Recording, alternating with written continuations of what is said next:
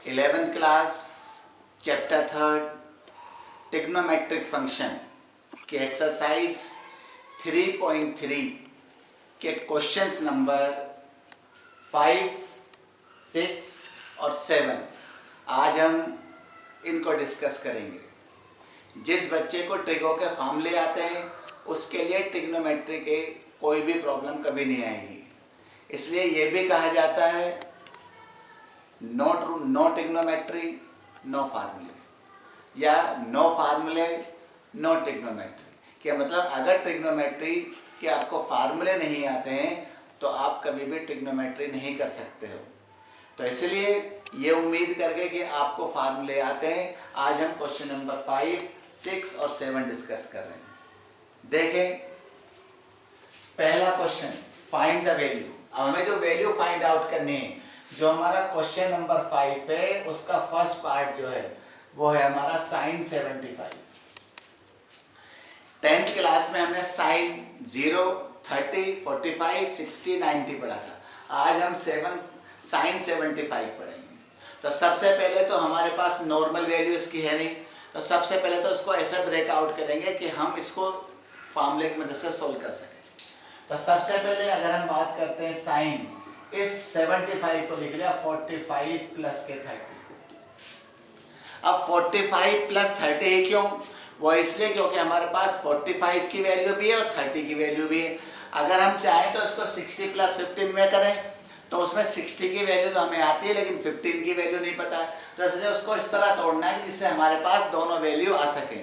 अब हमें ये पता है कि ये फार्मूला बन गया साइन ए प्लस बी। यह वाला फार्मूला हमने आपको बताया था साइन ए प्लस बी, जिसका फार्मूला था sign A cos B plus cos A sine B.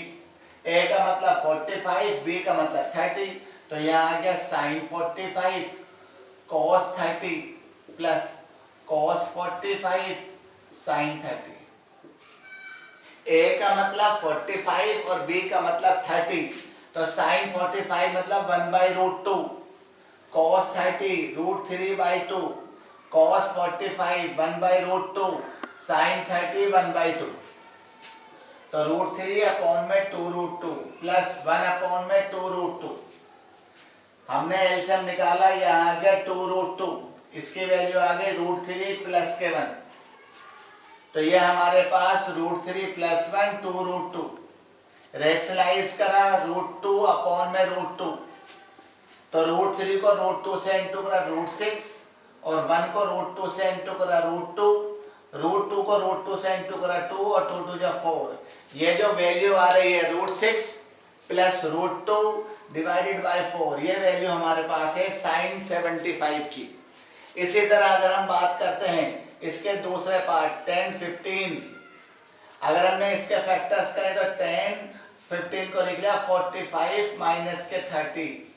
अब वही बात, और वैल्यू क्यों नहीं? क्योंकि अगर हम कोई और स्ट्रक्चर करते हैं तो हमारे पास दोनों की वैल्यू नहीं पता। अब ये फार्मूला बन गया 10a माइनस बी, तो 10a माइनस के b, तो 10a minus 10b upon 1 plus 10a 10b। तो 10a का मतलब 45 और b का मतलब 30। तो यहीं पे देखेंगे, जरा ध्यान से देखें, 1030 की 10a का मतलब 1045, उसके बाद माइनस 1030 अपॉन 1 प्लस 1045 और 1030। 1045 की वैल्यू 1 माइनस 1 अपॉन में √3, 1 प्लस 1045 की वैल्यू 1, 1030 की वैल्यू 1/√3। एलसीएम निकाला √3 माइनस 1 अपॉन में √3, यहाँ निकाला √3 प्लस 1 अपॉन में √3। इस √3 से ये √3 कैंसिल, तो वैल्यू आ गई √3 माइनस 1 और √3 प्लस 1। इसके बाद हमने इसको रेशनलाइज करा, प्लस था तो √3 माइनस 1 और √3 माइनस 1। इस प्लस को हमने माइनस में करा। अब इसको सोल्व करा तो यहाँ आ गया √3 को √3 से 3, √3 को माइनस 1 से माइनस √3, माइनस 1 को √3 से माइनस √3, माइनस माइनस प्लस 1। यहाँ आ गया एक बार प्लस में एक बार माइनस में, √3 का स्क्वायर -1 का स्क्वायर, तो 3 और 1 यहाँ से आ गया 4, √3 -√3 -√3 -2√3, √3 का स्क्वायर 3 और 1 का स्क्वायर 1। अगर हम यहीं पे बात करते हैं, यहाँ से हमने 2 कॉमन निकाला, 2 कॉमन निकालने का 2 माइनस के √3 अपॉन में 2, इस 2 से ये 2 कैंसिल, तो ये वैल्यू आ गई 2 माइनस के √3। ये जो वैल्यू आई है ये 10 15 की वैल्यू आई है। एक बार दोबारा देखें, 10 15 के ब्रेकआउट करा, फार्मूला लगाया। अब हमने क्या करा, 10 45, ए का मतलब 10 45, बी का मतलब 10 30, सॉल्व करा, वैल्यू लगाई। वैल्यू लगाने के बाद हमने इसको सिंप्लीफाई करा, यहाँ आ गया। इसके बाद इसको रेशनलाइज करा तो ये वैल्यू आ गई। इनको सिंप्लीफाई करा तो ये वैल्यू आ गई। इन दोनों में से 2 कॉमन निकाला और 3 में से बन गया 2, तो 2 से 2 कैंसिल, ये वैल्यू, ये जो वैल्यू आई है ये हमारी 10 15 की वैल्यू आई है। ध्यान से देखें, जिसको नोट डाउन करना नोट डाउन कर सकता है, जिसको स्क्रीनशॉट लेना है स्क्रीनशॉट ले सकता है।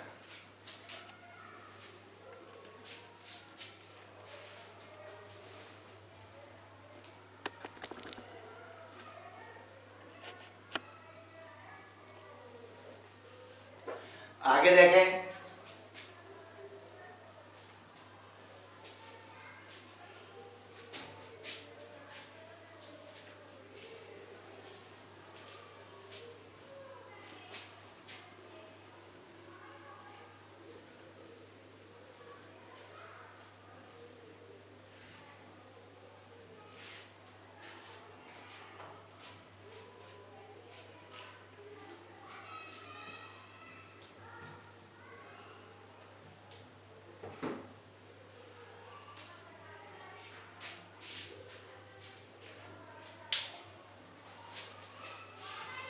आगे देखें,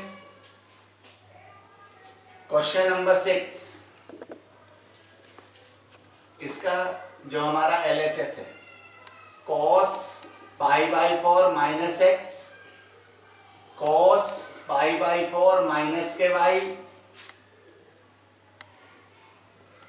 यहाँ क्या minus sin π/4 - x, sin π/4 - ky। Formula बन रहा है cos A cos B minus sin A sin B, तो फार्मूला बन गया ये cos A प्लस का B। मतलब जब हम छोटे से बड़े पे जा सकते हैं तो बड़े से छोटे पे भी जा सकते हैं। बताया भी था कि प्लस का मतलब माइनस और माइनस का मतलब प्लस, तो हमारे पास cos, साथ में A की वैल्यू ये रही π/4 - x प्लस b की वैल्यू π/4 - ky, तो cos π/4 ये बन गया 90, दोनों में से माइनस कॉमन निकाल के x प्लस ky, तो हमने पढ़ रखा है कि cos 90 माइनस का थीटा ये हो गया sin theta, sin x plus ky, और यही वैल्यू हमें इसमें प्रूव करनी थी। इसी तरह अगर हम चाहें तो ये हमारा जो 7 क्वेश्चन है, पहले इसमें 10a + b का फार्मूला लगेगा, फिर इसमें 10a - b का फार्मूला लगेगा, और जब 10a + b और 10a - b का फार्मूला लगा के आप अप्लाई करोगे और उसको सिंप्लीफाई करोगे तो उसका आंसर ये आ जाएगा। और यही आपके लिए जो है होमवर्क है जो आज आपको करना है, और इसका आंसर आपको हमारे जो है कमेंट बॉक्स के अंदर आके देना है। और आज के लिए इतना ही है, नेक्स्ट वीडियो तक जय हिंद जय भारत।